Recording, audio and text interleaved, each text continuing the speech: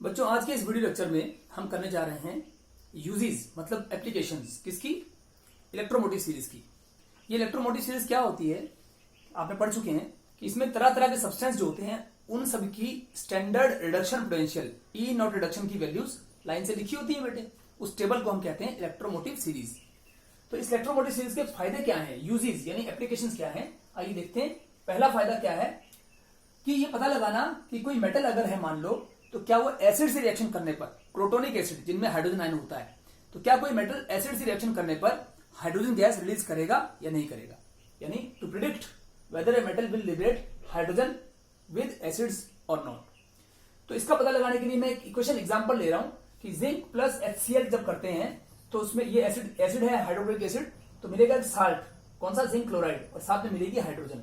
ये रिएक्शन तो वैसे पॉसिबल है, पर अगर हमें मालूम ना हो कि रिएक्शन पॉसिबल है कि नहीं, क्या ये मेटल इस एसिड से हाइड्रोजन गैस देगा या नहीं देगा, क्या रिएक्शन पॉसिबल है कि नहीं, तो इसका पता लगाने के लिए हम क्या करेंगे, इसमें हम देखेंगे कि इस इक्वेशन क्या कह रही है। इक्वेशन कह रही है कि जिंक 0 से जिंक 2 प्लस ऑक्सीडाइज हो रहा है, लिख दिया ऑक्सीडाइज, और H प्लस से H0 रिड्यूस हो रहा है। इनकी ऑक्सीजन स्टेट देखेंगे, मालूम पड़ जाएगा कौन ऑक्सीडाइज और कौन रिड्यूस। पर क्या सच में ऐसा हो पाएगा कि नहीं हो पाएगा, तो इसका पता लगाने के लिए हम क्या करेंगे, जिंक की standard reduction potential E not reduction की वैल्यू जिंक की और हाइड्रोजन की हमको पता है कि SH की होती है 0, वही होता है स्टैंडर्ड हाइड्रोजन इलेक्ट्रोड, तो उसकी तो 0 होती है 0.00 वोल्ट्स, और जिंक की उस टेबल में से इलेक्ट्रोमोटिव सीरीज में से जिंक की आएगी -0.76 वोल्ट्स। तो ये दोनों वैल्यू हम लिख लेंगे। हमको पता है जिसकी वैल्यू बड़ी होती है वो रिड्यूस होना चाहिए। इन दोनों में से ये नेगेटिव वैल्यू है -0.76, जिंक की वैल्यू नेगेटिव है, और हाइड्रोजन की जो एसिड में हाइड्रोजन है उसकी वैल्यू 0.00 मतलब बड़ी है, माइनस से बड़ी होती है 0। तो क्योंकि जिसकी वैल्यू बड़ी होती है उसका रिडक्शन होना चाहिए, और हो भी रहा है, देखो यहाँ रिडक्शन। और जिसकी वैल्यू छोटी होती है, जैसे माइनस में है, तो इसका ऑक्सीडेशन होना चाहिए था, और हो भी रहा है। इक्वेशन भी वही कह रही है जो वैल्यू कह रही है, तो इसका मतलब ये रिएक्शन पॉसिबल है। और इसका पॉसिबल का मतलब कि यहाँ जिंक जो है ये HCl में से हाइड्रोजन गैस रिलीज करेगा यानी इवॉल्व करेगा। इससे हम कंक्लूजन कर सकते हैं कि यहाँ देखो कि हाइड्रोजन की तो 0 ही होती है और जिंक की कैसी है, नेगेटिव है, तो सिर्फ जिंक की क्यों, ऐसा कोई भी मेटल जिसकी वैल्यू नेगेटिव होगी वो सबके सब, जिसकी रिडक्शन पोटेंशियल की वैल्यू नेगेटिव होगी वो सबके सब ऐसा कर सकते हैं, यानी हाइड्रोजन रिलीज करेंगे। तो हम यहाँ कंक्लूजन लिख देंगे, एक कंक्लूजन मतलब हमने फैसला क्या किया, इससे हमारा कंक्लूजन ये आया कि ऑल द मेटल्स वो सभी metals having negative value of, जिनकी नेगेटिव वैल्यू होती है कौन सी, ई नॉट रिडक्शन की, जिनका स्टैंडर्ड रिडक्शन पोटेंशियल की वैल्यू नेगेटिव होती है, वो सबके सब ऐसा कर पाएंगे, यानी विल लिबरेट, वो लिबरेट करेंगे, क्या लिबरेट करेंगे, हाइड्रोजन गैस, किसके साथ, विद एसिड्स। तो एसिड से रिएक्शन करने पर वो हाइड्रोजन गैस देंगे, और जिनकी वैल्यू पॉजिटिव होगी ऐसे मेटल नहीं कर पाएंगे। तो हमें ये मालूम पड़ गया कि इलेक्ट्रोमोटिव सीरीज में हम सभी मेटल्स को देखेंगे जिनकी वैल्यू नेगेटिव होगी वो सब हाइड्रोजन गैस देंगे HCl के साथ या किसी भी एसिड के साथ जो प्रोटोनिक एसिड होगा, और जो मेटल्स की वैल्यू पॉजिटिव होगी वो ऐसा नहीं कर पाएंगे। तो ये फायदा हमें कहां से मिलेगा, इलेक्ट्रोमोटिव सीरीज में वैल्यूज देखकर पता लगा लेंगे। दूसरा फायदा एक और देखो, सेकंड एप्लीकेशन, वो क्या है कि अगर मान लो हमारे पास कोई दो सब्सटेंस रिएक्शन कर रहे हो, रिडॉक्स रिएक्शन कर रहे हो, तो उनमें से एक होगा ऑक्सीडाइज और एक होगा रिड्यूस। जो ऑक्सीडाइज होगा वो कहलाता है रिड्यूसिंग एजेंट, और जो रिड्यूस होगा वो कहलाता है ऑक्सीडाइजिंग एजेंट, ऑपोजिट होता ही है। अब इन दोनों में से कौन सा अच्छा ऑक्सीडाइजिंग एजेंट है और कौन सा कम है ये पता लगा सकते हैं हम। यानी अगर कोई सब्सटेंस ऑक्सीडाइज, हमारे पास बहुत सारे ऑक्सीडाइजिंग एजेंट हो, तो उन सभी ऑक्सीडाइजिंग एजेंट में कौन बढ़िया ऑक्सीडाइजिंग एजेंट है और कौन कम, ये मालूम पड़ सकता है, उनकी रिलेटिव स्ट्रेंथ ऑक्सीडाइजिंग एजेंट्स की। इसी प्रकार से अगर हमारे पास बहुत सारे रिड्यूसिंग एजेंट हो, तो उनमें से भी कौन अच्छा रिड्यूसिंग एजेंट है और कौन सा थोड़ा कम है, तो रिलेटिव स्ट्रेंथ ऑफ ऑक्सीडाइजिंग और या फिर रिड्यूसिंग स्ट्रेंथ पता लग सकती है बेटे। तो हम पता लगा सकते हैं रिलेटिव ऑक्सीडाइजिंग स्ट्रेंथ या रिड्यूसिंग स्ट्रेंथ कैसे, और एग्जांपल्स देखते हैं। जैसे मैंने पहला एग्जांपल मैंने लिख रखा है, हमने कंपाउंड 4 सब्सटेंस लिए, फ्लोरीन, क्लोरीन, ब्रोमीन और आयोडीन। इन चारों का पहला काम क्या करोगे, इन चारों का स्टैंडर्ड रिडक्शन पोटेंशियल की वैल्यू लिख लोगे। ये कहां से लिखी है, टेबल में से, कौन से टेबल से, इलेक्ट्रोमोटिव सीरीज से। यही फायदा है बेटे, अब इसका फायदा उठाएंगे इन वैल्यूज का। देखो इसमें एक रूल होता है बेटे कि ऑक्सीडाइजिंग कैरेक्टर किसका ज्यादा होता है, ऑक्सीडाइजिंग कैरेक्टर जो होता है या ऑक्सीडाइजिंग स्ट्रेंथ होती है, कितनी ताकत है, स्ट्रेंथ, ऑक्सीडाइज करने की स्ट्रेंथ, वो क्या बोलता है, जितनी रिडक्शन पोटेंशियल की वैल्यू बड़ी होती है, ये देखो डायरेक्टली प्रोपोर्शनल होती है, oxidising strength is directly proportional to standard reduction potential. इस फॉर्मूले का मतलब ये है कि जितना जिस सब्सटेंस की ई नॉट रिडक्शन वैल्यू बड़ी होगी उतना ही अच्छा वो ऑक्सीडाइजिंग एजेंट होगा। तो इन सब में सबसे ज्यादा किसकी है, देखो सबसे ज्यादा इसकी है प्लस 2.87, उससे कम इसकी 1.36, उससे कम इसकी। तो जैसे फ्लोरीन की सबसे ज्यादा ऑक्सीडाइजिंग क्या बोलते हैं, सबसे ज्यादा रिडक्शन पोटेंशियल की वैल्यू फ्लोरीन की है, तो इसके हिसाब से हम लिख देंगे कि ऑक्सीडाइजिंग स्ट्रेंथ जो है इनकी आपस में, मतलब रिलेटिव, तो लगा देंगे वर्ड रिलेटिव, इन चारों की रिलेटिव ऑक्सीजन स्ट्रेंथ कैसे होगी बेटे, सबसे ज्यादा वैल्यू फ्लोरीन की है तो फ्लोरीन की सबसे ज्यादा होगी, उससे कम क्लोरीन की है, उससे कम ब्रोमीन की है, और उससे कम आयोडीन की। तो जिस सब्सटेंस की जितनी बड़ी वैल्यू होगी रिडक्शन पोटेंशियल की, उसका ऑक्सीजन स्ट्रेंथ उतना ज्यादा आएगा, और जिसकी कम होगी उतना ही कम। ये आंसर हमारा आ जाएगा इस तरह से, ये वैल्यूज देखकर। और ये वैल्यू हमें मिली इलेक्ट्रोमोटिव सीरीज से, तो ये फायदा है हमें कि इलेक्ट्रोमोटिव सीरीज से हम वैल्यूज देखकर पता लगा सकते हैं कि कौन ज्यादा स्ट्रॉन्ग अच्छा ऑक्सीडाइजिंग एजेंट होगा और कौन सा कम। इसी तरह से रिड्यूसिंग एजेंट का पता लगा सकते हैं। हमने 3 तरह के रिड्यूसिंग एजेंट ले लिए, कौन कौन से, देखो लिथियम, सोडियम और पोटेशियम। इन सब की भी हम ई नॉट रिडक्शन की वैल्यू लिख लेंगे टेबल से, ये सब नेगेटिव में है। इसके लिए भी एक फॉर्मूला होता है कि रिड्यूसिंग कैरेक्टर निकालना है अगर, तो रिड्यूसिंग स्ट्रेंथ जो होती है वो ई नॉट रिडक्शन से ऑपोजिट होती है, मतलब कि इनवर्स होती है। कहने का मतलब अगर ई नॉट रिडक्शन बढ़ेगा तो रिड्यूसिंग स्ट्रेंथ घटती है, ऑपोजिट है, ये वाला फॉर्मूला काम करेगा। तो इनमें हमने देखना है कि जिसकी सबसे छोटी वैल्यू होगी वो उतना ही अच्छा रिड्यूसिंग एजेंट होगा, और जिसकी सबसे बड़ी होगी उतना ही कम होगा।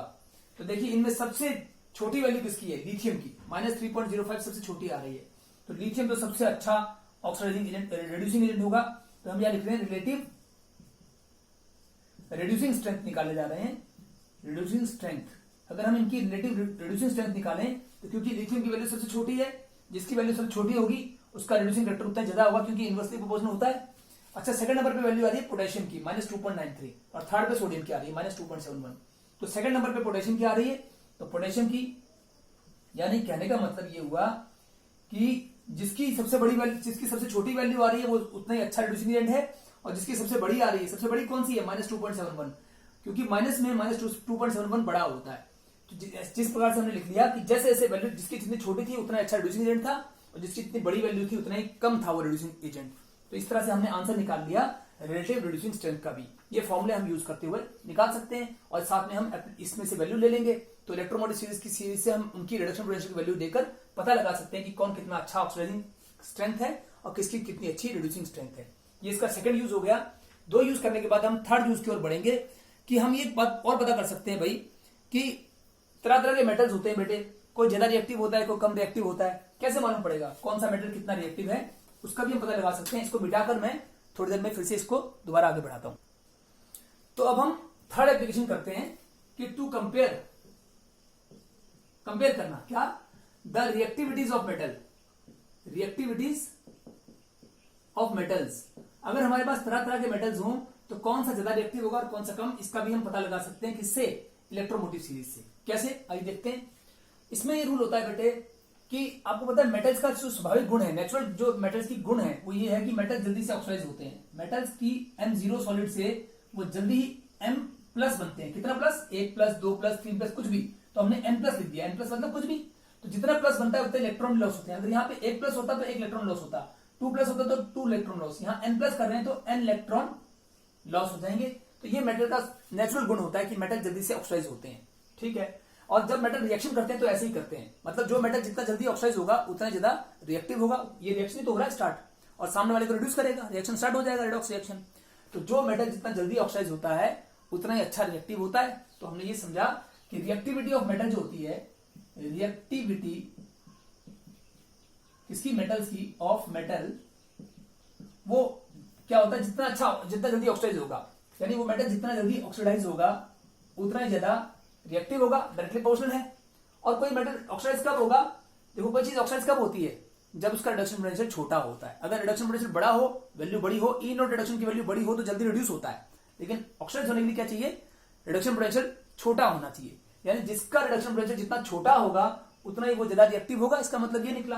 तो हम इसको सीधा लिख देंगे कि inversely proportional to E not reduction. Metals की बात हो रही है, नॉन मेटल्स की नहीं।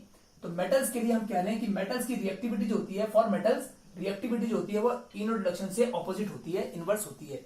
अगर ये वैल्यू छोटी होगी ई नॉट रिडक्शन की तो ज्यादा रिएक्टिव होगा, अगर ये बड़ी होगी तो कम रिएक्टिव। जैसे हम यहाँ कुछ एग्जांपल लिख रहे हैं मेटल के, जैसे मैंने लिखा लिथियम, और भी 1-2 लिखते हैं, सिर्फ लिथियम ही क्यों, जैसे मैं सोडियम पोटेशियम कई ले सकता हूँ। तो यहाँ और सिंपल कुछ लेते हैं, सोडियम लेते हैं तो मेटल, और एल्यूमिनियम ले लेते हैं, इसके बाद और भी 2-4 लेते हैं, जैसे आयरन हो गया, एल्यूमिनियम हो गया, मैग्नीशियम हो गया। तो यहाँ पे मैं मैग्नीशियम लेता हूँ, मैग्नीशियम, एल्यूमिनियम, ऐसे कुछ मेटल्स और ले सकते हैं हम। तो इन सभी मेटल्स को 2-4 और ले लें। तो छोड़ो इन बात को, ये हमने ले लिया, जैसे हमने लिया जिंक ले लेते हैं इसके बाद। और इन सब मेटल का हम रिडक्शन पोटेंशियल देखते हैं सीधा सीधा, ई नॉट रिडक्शन। ये देखिए, अब हम इसमें इनकी रिडक्शन पोटेंशियल की वैल्यू लिख लेंगे। तो इसमें जैसे कि मैं लिखने जा रहा हूं कि जिंक की और कॉपर की और लिख लेते हैं। कॉपर की, तो जिंक की तो होती है -0.76 वोल्ट, कॉपर की होती है +0.34 वोल्ट, और एल्यूमिनियम, मैग्नीशियम, सोडियम की सबकी हम लिख लेते हैं। भाई सोडियम की तो माइनस होती है 2.71, तो ये टेबल से देख के लिख सकते हैं 2.71 वोल्ट। ये हमें एक्चुअल में टेबल ही बताएगा, कौन सा टेबल, ये वाला इलेक्ट्रोमोटिव सीरीज, उसको देख देख के हम लिख लेंगे। एक मैग्नीशियम की और लिख लेते हैं और एल्यूमिनियम की। मैग्नीशियम की होती है -2.37 होती है, और एल्यूमिनियम की होती है -0.83। तो -2.37 और -0.83, ये सबको हमने लिख दिया भाई। अब हमने क्या कहा था, रूल ये है कि जितनी रिडक्शन पोटेंशियल की वैल्यू छोटी होगी उतना ही वो ज्यादा रिएक्टिव होगा। तो हम रिएक्टिविटी को लिखने जा रहे हैं, रिएक्टिविटी।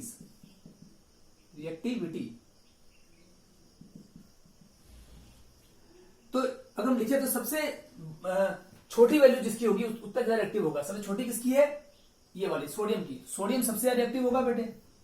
उससे कम किसकी है, -2 मैग्नीशियम की, तो मैग्नीशियम उससे कम रिएक्टिव होगा। उससे कम एल्यूमिनियम की वैल्यू है, उससे कम ये, और उससे कम ये। तो आप देखिए कि इससे कम वैल्यू कौन सी आ रही है, ये वाली आ रही है -0.83। इससे बड़ी यहां से यहां इंक्रीज कर रही है, माइनस से प्लस की ओर जा रहे हैं, तो यहां से यहां इंक्रीज कर रही है। क्या कर रही है, इंक्रीज। ई नॉट रिडक्शन यहां से इंक्रीज कर रही है। तो जैसे जैसे ई नॉट रिडक्शन बढ़ते जा रहा है वैसे वैसे इनकी रिएक्टिविटी घटती जाएगी, क्योंकि इनवर्सली प्रोपोर्शनल है। तो हम इनको ऐसे लिख देंगे जैसा लिखा है, एल्यूमिनियम, उससे कम जिंक, और उससे कम कॉपर। बीच में कुछ और मेटल भी आ सकते हैं। तो इस तरह से अगर हम और मेटल्स को भी टेबल में से देखते जाएं तो लिथियम सबसे ज्यादा आएगा, उससे कम पोटेशियम आएगा। इस प्रकार से ये सोडियम और अन्य मेटल भी बीच बीच में ऐसे भर सकते हैं। और जब हम ऐसे भर लेंगे मेटल्स को ये वैल्यूज देखते हुए, तो हमें मिल जाएगी एक्टिविटी सीरीज, जिसको हम रिएक्टिविटी सीरीज भी कहते हैं या एक्टिविटी सीरीज भी कहते हैं। इस तरह से एक्टिविटी सीरीज जो आपने पढ़ा था 10th क्लास में, वो हमने इसी प्रकार से बनाया गया था। वो आपने देखा था कुछ मेटल लगाए गए थे एक्टिविटी के, मतलब रिएक्टिविटी के हिसाब से। जो ज्यादा एक्टिव आगे लिखा गया था, जो कम रिएक्टिव पीछे की ओर। ये सब इसमें और भी कई मेटल्स लिखे गए हैं, होते हैं। तो ये आती कैसे, इस प्रकार से आती है। हम इनकी रिडक्शन पोटेंशियल की वैल्यूज यहां देखकर, इलेक्ट्रोमोटिव सीरीज में देखकर कंपेयर कर लेते हैं, और जिसकी जितनी छोटी वैल्यू होगी उतना ज्यादा रिएक्टिव होगा, और जिसकी इतनी बड़ी वैल्यू होगी उतना ही कम रिएक्टिव। ये वैल्यूज हमें मिल जाएंगी कहां से, इलेक्ट्रोमोटिव सीरीज से। अब मैं सारी एक्टिविटी सीरीज यहां नहीं लिख रहा हूं, बस समझाने भर के लिए आपको समझ में आ गया कि वो एक्टिविटी सीरीज ऐसे निकाली गई थी। तो ये एक यूज और हो गया कि हम रिएक्टिविटी ऑफ मेटल्स का पता कर सकते हैं इलेक्ट्रोमोटिव सीरीज में से। डिफरेंट मेटल्स की ई नॉट रिडक्शन वैल्यूज देख देख कर सकते हैं। अब जरा 4th पॉइंट के ऊपर आए। अच्छा, इसमें एक छोटी सी बात और कह देना चाहता हूं। जैसे एक तरीका और भी निकालने का, जैसे हमने रिएक्शन लिया जिंक प्लस कॉपर सल्फेट। ये रिएक्शन आप देखते थे, इससे बनता था कि भाई जिंक सल्फेट और कॉपर, है ना बेटे। तो आप देख रहे हो इसमें जिंक जो है वो कॉपर को डिस्प्लेस कर रहा है। क्यों कर रहा है, क्योंकि जिंक मोर रिएक्टिव है। अब इसका पता कैसे चलेगा, देखो जिंक 0 है, यहाँ जिंक 2+ है, और यहाँ कॉपर 2+ है, और वहां कॉपर 0 ऑक्सीजन स्टेट में है। तो इनका ऑक्सीजन स्टेट को कंपेयर करोगे तो मालूम पड़ जाएगा जिंक हो रहा है, जिंक होना चाहिए इस रिएक्शन के अकॉर्डिंग ऑक्सीडाइज, और कॉपर होना चाहिए रिड्यूस। पर क्या वैल्यूज भी ऐसी बता रही है, अगर वैल्यूज देखोगे आप उसमें इलेक्ट्रोमोटिव सीरीज में, तो ई नॉट रिडक्शन की वैल्यू जिंक के लिए -0.76 वोल्ट और कॉपर के लिए +0.34 वोल्ट। बड़ी किसकी, इसकी। जिसकी वैल्यू बड़ी होती है, कॉपर की बड़ी है, तो उसका रिडक्शन होना चाहिए और हो भी रहा है, और जिसकी छोटी है उसका ऑक्सीडेशन होना चाहिए, हो भी रहा है। इसका मतलब साफ है कि रिएक्शन हो पाएगा इसका मतलब, और इसका मतलब जिंक जो है कॉपर को डिस्प्लेस कर पाएगा। इसका मतलब ये भी निकला कि जिंक जो है ना, क्योंकि उसकी वैल्यू छोटी है, तो वो क्या कर रहा है, वो मोर रिएक्टिव है और कॉपर को डिस्प्लेस कर रहा है। देखो, तो यहां से मालूम पड़ सकता है ये बात कि ज्यादा रिएक्टिव मेटल वो होगा जिसकी वैल्यू छोटी होगी। अब इसको हम यहाँ छोड़ते हैं, और वही बात हमने यहाँ लिख दी है कि जिसकी रिडक्शन पोटेंशियल छोटी होगी उतना रिएक्टिविटी ज्यादा होती है। इसको मिटाकर जरा मैं चौथी एप्लीकेशन के ऊपर आता हूं कि इससे हम एक और चीज निकाल सकते हैं। टू कैलकुलेट, हम कैलकुलेट कर सकते हैं इससे एक चीज, इलेक्ट्रोमोटिव सीरीज की सहायता से हम कैलकुलेट कर सकते हैं EMF of cell. EMF of cell, cell क्या होता है, जो सेल और बैटरीज होती हैं जिनसे हम करंट लेते हैं, उन सेल्स का ईएमएफ निकाल सकते हैं। जैसे हमने इलेक्ट्रोकेमिकल सेल पढ़ाई था, उसका ईएमएफ निकाल सकते हैं। या इसको ईएमएफ को कभी कभी हम एक और वर्ड देते हैं, ई नॉट सेल। ये ई नॉट सेल को बोलते हैं, नॉट का मतलब स्टैंडर्ड, और ये ई का मतलब पोटेंशियल, और सेल का मतलब सेल है ही, तो इसको बोलेंगे स्टैंडर्ड सेल पोटेंशियल, यानी ब्रैकेट में लिखते हैं स्टैंडर्ड सेल पोटेंशियल। जो वर्ड लिखे हमने, क्या क्या वर्ड लिखे, एक तो लिखा है हमने स्टैंडर्ड सेल पोटेंशियल और एक लिखा है ईएमएफ ऑफ सेल। ये बात एक ही होती है, दोनों चीज एक ही होती है, सेम बात है। किसी सेल का काम करने की क्षमता स्टैंडर्ड सेल पोटेंशियल कहलाती है, या उसको हम इलेक्ट्रोमोटिव फोर्स भी कह सकते हैं। ईएमएफ का फुल फॉर्म क्या होता है, इलेक्ट्रोमोटिव फोर्स। इलेक्ट्रोमोटिव फोर्स यानी ईएमएफ ऑफ सेल, ये वाला या ये वाला एक ही बात होती है। ये कैसे निकलेगा, इसको निकालने का तरीका क्या है, देखो ईएमएफ कह लो सेल का, ईएमएफ ऑफ सेल, नीचे सेल लिख रहा हूं, या इसी को ऐसे कहते हैं कि E naught cell, standard cell potential, एक ही बात है। इसके लिए एक फॉर्मूला होता है इसको निकालने के लिए कि वो होता है E naught cathode minus E naught anode. आपको पता है कैथोड पे क्या होता है, ऑक्सीडेशन होता है, और एनोड पे क्या होता है, एनोड पे ऑक्सीडेशन होता है, और कैथोड पे क्या होता है, रिडक्शन होता है। तो जिस सब्सटेंस का रिडक्शन हो रहा होता है उसकी स्टैंडर्ड रिडक्शन पोटेंशियल की वैल्यू यहां पुट कर देंगे, और जिसका ऑक्सीडेशन होता है उस सब्सटेंस का भी रिडक्शन पोटेंशियल वैल्यू यहां पुट कर देंगे। यानी इसको हम ऐसे लिख सकते हैं कि E naught, EMF of cell जो होता है वो होता है E naught cathode minus E naught anode, या ऐसे भी कह सकते हैं कि ई नॉट, क्योंकि कैथोड पे क्या होता है बेटे, रिडक्शन होता है, और एनोड पे क्या होता है, ऑक्सीडेशन। तो इसको हम ऐसे भी कह सकते हैं कि E not reduction minus E naught oxidation. अब इसका मतलब क्या है, ई नॉट रिडक्शन का मतलब और ई नॉट ऑक्सीडेशन का क्या मतलब है। देखो इसका मतलब ये होता है कि जो जिस सब्सटेंस का रिडक्शन हो रहा हो, किसी भी रिएक्शन में जिस सब्सटेंस का रिडक्शन हो रहा हो उसका तो स्टैंडर्ड रिडक्शन पोटेंशियल की वैल्यू यहां पुट कर देंगे। और ई नॉट ऑक्सीडेशन का मतलब क्या होता है, ये ज्यादा जरूरी है। ई नॉट ऑक्सीडेशन का मतलब ये होता है कि जिस सब्सटेंस का ऑक्सीडेशन हो रहा है उसकी भी हम भरेंगे यहां पर स्टैंडर्ड रिडक्शन पोटेंशियल की वैल्यू भरेंगे। मतलब चाहे यहां रिडक्शन लिखा है चाहे ऑक्सीडेशन लिखा है, लेकिन दोनों ही सब्सटेंस, जो सब्सटेंस रिड्यूस हो रहा है और जो सब्सटेंस ऑक्सीडाइज हो रहा है, उन दोनों ही सब्सटेंस का हम भरेंगे एक ही चीज, क्या, रिडक्शन पोटेंशियल की वैल्यू भरेंगे, ना कि ऑक्सीडेशन की। तो आप देखिए कैसे करेंगे। जैसे एक एग्जांपल लेते हैं हम यहां पर कि हमारे पास ये सेल है जिंक प्लस कॉपर सल्फेट, है ना, ये वहां लिखता हूं मैं, चलो एक सेल है हमारे पास जिंक प्लस कॉपर सल्फेट, ये रिएक्शन हो रहा है इलेक्ट्रोकेमिकल सेल, और इससे बनेगा जिंक सल्फेट प्लस कॉपर। ये रिएक्शन हम पहले भी देख चुके हैं। यहाँ जिंक 0 से +2 मतलब ऑक्सीडाइज हो रहा है, और यहाँ कॉपर जो है +2 से 0 मतलब रिड्यूस हो रहा है। तो हमने लिख दिया जिंक ऑक्सीडाइज हो रहा है और कॉपर रिड्यूस। अब हम ये वैल्यू, इन दोनों की वैल्यू यहां भर देंगे। देखो जिंक की वैल्यू होती है कौन सी वैल्यू, ई नॉट रिडक्शन की वैल्यू होती है। अच्छा जिंक यहाँ ऑक्सीडाइज हो रहा है और कॉपर रिड्यूस, यहां पर पहले हम भर देंगे जो सब्सटेंस रिड्यूस हो रहा है उसका रिडक्शन पोटेंशियल। रिड्यूस कौन हो रहा है, कॉपर हो रहा है, क्योंकि कॉपर रिड्यूस हो रहा है तो कॉपर का रिडक्शन पोटेंशियल होता है +0.34 वोल्ट। ये कॉपर का होता है बेटे, तो हम इसको ऐसे लिख देंगे, यहां पर हम भर देंगे ई नॉट कॉपर 2+ बाय कॉपर, मतलब कॉपर का, कॉपर 2+ से कॉपर 0 मतलब कॉपर का रिडक्शन पोटेंशियल भर देंगे, और यहां लिखेंगे माइनस ई नॉट जो ऑक्साइड हो रहा है, ऑक्साइड कौन हो रहा है, जिंक, तो उसको भी हम लिखेंगे रिड्यूस फॉर्म में ही, Zn2+/Zn0, मतलब जो सब्सटेंस रिड्यूस हो रहा है उसको भी हमने रिड्यूस फॉर्म में लिखा है 2+ से 0, और जो सब्सटेंस ऑक्साइड हो रहा है उसका भी हमने रिड्यूस फॉर्म में लिखा है 2+ से 0 ही लिखना है, 0 से 2+ नहीं। तो अब इनकी वैल्यूज को हम यहाँ पुट कर देंगे भाई, देखो इसकी वैल्यू तो हम यहाँ पुट कर देंगे, फिर लिखेंगे माइनस ये बीच वाला, और इसकी वैल्यू हम यहाँ पुट कर देंगे। ये क्या है, कॉपर का रिडक्शन पोटेंशियल। इलेक्ट्रोमोटिव सीरीज में देखेंगे आप तो कॉपर का स्टैंडर्ड रिडक्शन पोटेंशियल की वैल्यू होती है +0.34 वोल्ट्स, और जिंक की जब आप देखोगे इस सीरीज में तो आपको वैल्यू मिलेगी -0.76 वोल्ट्स, तो भर दोगे -0.76 वोल्ट्स। अब इसको सॉल्व कर सकते हैं आप, इसको सॉल्व करेंगे तो आएगा 1, ये माइनस माइनस प्लस हो जाएगा, आंसर आएगा 1.10 वोल्ट्स, और यहां से ऊपर से उत्तर आएगा ये कॉमा कॉमा लगा देता हूं कि ईएमएफ ऑफ सेल या स्टैंडर्ड सेल पोटेंशियल की वैल्यू आ गई बेटे। तो इस प्रकार से हम ईएमएफ निकाल सकते हैं, देखो आ तो गया आंसर। तो यही फायदा है कि इलेक्ट्रोमोटिव सीरीज की सहायता से हम यहां पर वैल्यूज पुट करके इस फॉर्मूले में हम ई नॉट सेल यानी ईएमएफ ऑफ सेल निकाल सकते हैं। ये तो था फोर्थ यूज। अब एक पांचवा यूज हो रहा है, उसको मैं एक सेकंड को मिटाकर फिर आता हूं। तो बच्चों अब हम लास्ट यूज करने जा रहे हैं इस इलेक्ट्रोमोटिव सीरीज का कि टू प्रिडिक्ट द स्पॉन्टेनिटी या फिजिबिलिटी ऑफ ए रिएक्शन, कि कोई रिएक्शन क्या हो पाएगा या नहीं हो पाएगा, क्या कोई रिएक्शन स्पॉन्टेनियस है या नहीं, मतलब क्या कोई रिएक्शन अपने आप हो पाएगा या अपने आप नहीं होगा, ये पता लगा सकते हैं हम। कैसे पता लगा सकते हैं, देखो यही पिछला एग्जाम्पल का था, इससे ही हमको मालूम पड़ जाएगा। मान लीजिए रिएक्शन दे रखा है कोई ये वाला, zinc plus copper sulphate gives zinc sulphate plus copper, या कोई भी और रिएक्शन हो सकता है जो रिडॉक्स रिएक्शन हो। तो इस रिएक्शन क्या रिएक्शन हो पाएगा कि नहीं हो पाएगा, इसका हमें पता लग सकता है। कैसे पता लग सकता है, तरीका काफी कुछ सेम है कि आप सबसे पहले तो क्या करेंगे, जैसे आपने पिछली वाली एप्लीकेशन में ईएमएफ निकाला था यानी ई नॉट सेल निकाला था, स्टैंडर्ड सेल पोटेंशियल, कैसे, इस फॉर्मूले से। तो आप ऐसे ही इस सेल के लिए जो भी सेल आपको दिया गया होगा, जैसे यहाँ जिंक सल्फेट वाला सेल दे रखा है, जिंक और कॉपर सल्फेट वाला इलेक्ट्रोकेमिकल सेल, तो इस रिएक्शन के लिए आप क्या करोगे, आप इस तरह से करते करते जैसे सेम किया था, आप इसका ईएमएफ या ई नॉट सेल निकाल दोगे। ई नॉट सेल या ईएमएफ की वैल्यू निकाल दोगे। देखो ये वैल्यू पॉजिटिव आ रही है, प्लस में आ रही है। अगर ई नॉट सेल पॉजिटिव आए किसी भी रिएक्शन के लिए, जब आप इस तरह से ई नॉट सेल की वैल्यू निकाल देंगे, अगर वो पॉजिटिव आती है तो समझ लेना कि रिएक्शन स्पॉन्टेनियस है, और अगर वो नेगेटिव आती है तो रिएक्शन स्पॉन्टेनियस नहीं है। यानी जिन रिएक्शंस के लिए आप देख लेना, पहले तो ऐसे करके कि उनका ऑक्सीजन स्टेट लिख लेना, फिर कौन ऑक्साइड कर रहा है कौन रिड्यूस कर रहा है वो लिख लेना, फिर यहां पर उसकी वैल्यू दोनों की पुट कर देना, और सॉल्व करते हुए जब आप ई नॉट सेल निकाल लेंगे, यदि ई नॉट सेल पॉजिटिव आता है तो इसका मतलब रिएक्शन अपने आप हो सकता है, हो जाएगा। और अगर नेगेटिव वैल्यू आ जाए कभी ई नॉट सेल की, तो समझ लेना कि रिएक्शन अपने आप नहीं हो सकता, वो नॉन स्पॉन्टेनियस है। इस तरह से हम किसी रिएक्शन की वो फिजिबिलिटी, मतलब हो पाएगा कि नहीं हो पाएगा, यानी स्पॉन्टेनिटी का मतलब यही है। तो कोई रिएक्शन स्पॉन्टेनियस तभी होगा जब ई नॉट सेल की वैल्यू उसकी कैलकुलेट करने पर कितनी आ जाए, पॉजिटिव। और ये वैल्यू तभी आ सकती है जब हमें ये इन दोनों की स्टैंडर्ड रिडक्शन पोटेंशियल की वैल्यू, ई नॉट रिडक्शन की वैल्यू पता हो। ये कहां से मालूम पड़ेगी, इलेक्ट्रोमोटिव सीरीज से। तो इस प्रकार से हम इलेक्ट्रोमोटिव सीरीज से ये वैल्यू निकाल सकते हैं। Thank you.